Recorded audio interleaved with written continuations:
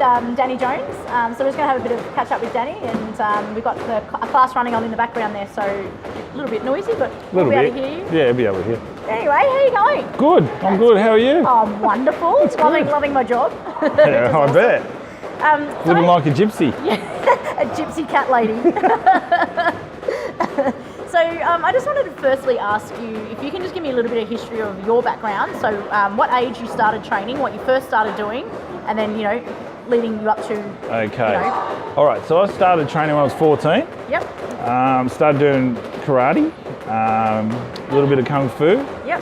A little bit of judo, because my instructor would do all that kind of stuff back in the day. Then I moved on to doing kung fu in Sydney with Chan Chuck Fei at Double Dragon. Yep. And then through that I got from doing karate tournaments and from doing kung fu tournaments was similar. The kung fu tournaments back in the day were similar to Thai boxing because you had boxing gloves on and shin pads, and the rules were similar, but there was no rings. It was all done on mats. So, and I trained with Alex Tui, Rick Kulu, Grant Barker, Grant Barker, Mick Spinks back in the day, and Paul Grimer was fighting at the time. Yep. The two McKinnon brothers were just starting out. They were only teenagers, so I've watched tons of their fights when they were like first starting out. It's quite funny, but because they're still going now. So yeah, that's it. That's awesome. They're nearly as old as I am. And Nick. I'm going to go see them tomorrow too. So. Yeah. Oh, they're good guys. We've been friends for a long time. He said you're as old as him. Yeah. So I ended up having 13 fights. I won a South Pacific title, and then that was all like above the waist. There was no low kicks when I used to fight because it was back in the 80s. Yeah, so and it was called kickboxing. Back then. Everything was kickboxing. Yeah. So then I had a few back problems, so I sort of stopped fighting and training like I used to. Got back into playing soccer, and then got back into training. Went to Thailand. I was going to have another fight, and come back, and my back was just not very good. So years of abuse from training and other stuff. Yep. So I started training people in about 89. So we've been going for a long time. So like 20, nearly 30 years we've been training. My gym now is Khrop Khrua in Wollongong. We're the longest and oldest gym in Wollongong, probably the most successful gym in the Illawarra. Yep. I was probably the first guy to have a kickboxing fight in the Illawarra going back like 30 years ago, something like that. Yep. When it was frowned upon because, boxers would say we couldn't box and all that kind of stuff. So it was a lot different than it is now. There's less equipment. There's basically boxing equipment that we used to use and shields and stuff like that. Yep. So it's evolved a long way. There was no internet, there was no YouTube to look at other fighters, and so there was a bit. I used to collect tapes. I had hundreds and hundreds of tapes of fighters. So where were you getting, I guess, Muay Thai from? Yeah, I was getting it all from Europe mainly, the Dutch scene. Yep. So I had a massive collection of that, and my fighters at the time were pretty successful, and they'd go and fight on most of the shows around the state. I had a couple that went in the state and fought against Muay Thai guys and got beat badly because we didn't do Muay Thai, so it was really hard with clinching and low kicks and stuff. They weren't used to it the same. So it's sort of evolved, and New South Wales now is really good, a good standard, because we've got lots of Thai trainers come over now, and the gyms in Sydney have improved, so it's a lot better than it used to be. But the old days, everyone seemed a bit more close knit, and there wasn't as many gyms, but now there's gyms everywhere. So it's been around a long time. What would you say, I guess, a little bit about the culture of back then too? Like, you were saying that it was closer, but there wasn't as many fights back then for certain. Like myself, I only had 13 because there wasn't many people around to fight.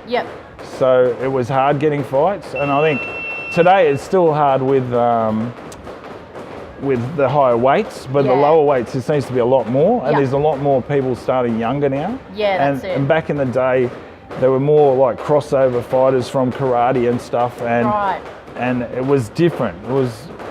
Now they're more specific Muay Thai trained fighters than what they are, what they were in my day. They were more like karate who crossed over into kickboxing. So you had guys who were really good kickers and couldn't punch. Yeah. Or you had guys who were really good punchers and couldn't kick. Yeah, right. And then you had the odd guys, that did both. Guys like Grant Barker used to be a big puncher, and Mick Spinks could do both.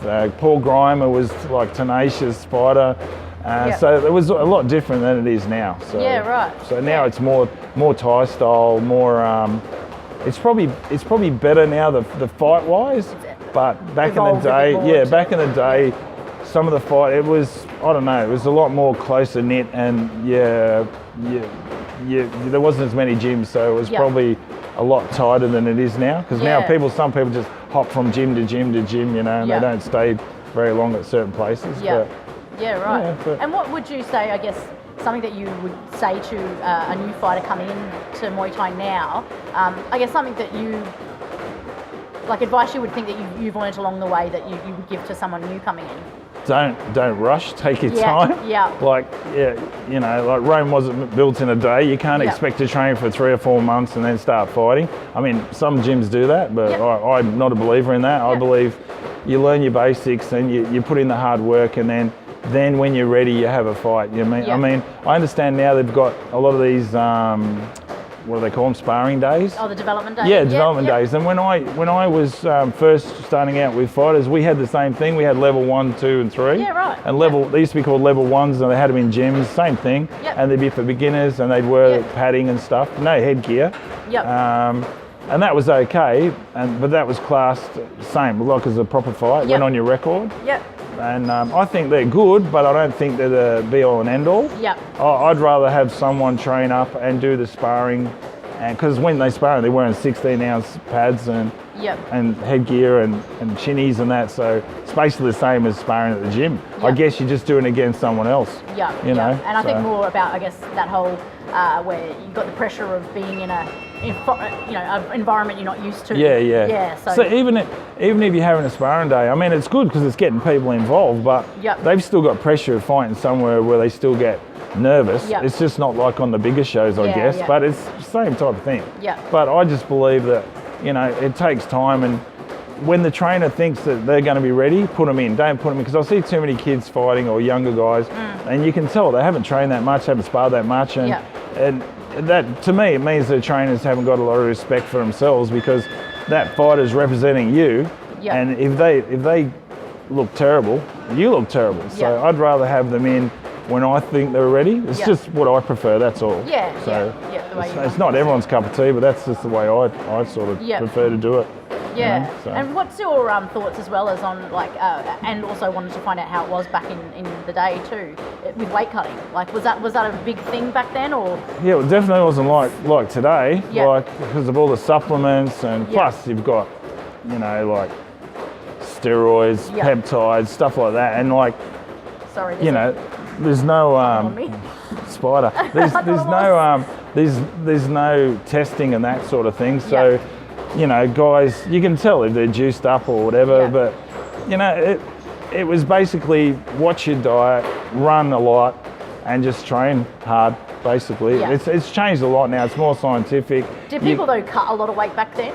Like ridiculous amounts like they do now, or? I don't remember? I didn't, because I used to always stay around, like I fought at cruiserweight, 82 kilos, so I'd be around 85, so I'd only have to cut like 3 kilos. A few people I have spoken to have said the same thing, that they didn't cut weight. So I prefer if my guys are only 3 or 4 kilos above fight weight all the time, because, losing 10 kilos for a fight, and I know there's a lot of guys out there that do it. I mean, if you lose all that and you're pretty drained, and then you have a fight, I mean, that's putting a lot of stress on your body, plus on your brain, because you're losing fluid, and it's not a safe thing to do. So hopefully learning from things like Jordan passing away in Thailand from the big weight cuts and the heat, that people will do the right thing and do it gradually. I mean, usually you've got 4 or 5 weeks notice before you're fighting, so if you start then, and if you can lose a kilo a week, you should be right. That's the best way to do it. But these days, there's more supplements. There's like